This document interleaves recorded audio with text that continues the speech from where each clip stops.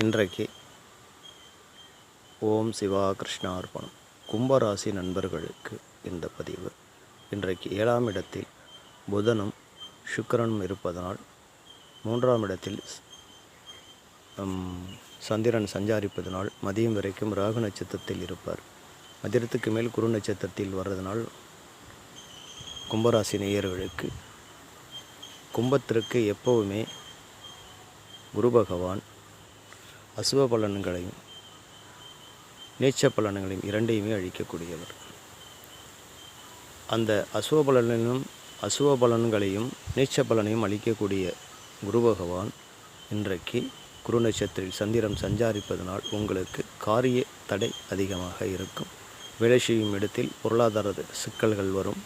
பார்த்து நடந்து கொள்ளுங்கள். வெளியில் போகிற பயணங்கள் போய் திரும்பி வருவது போல் அதிகமாக இன்றைக்கு ஆகும்.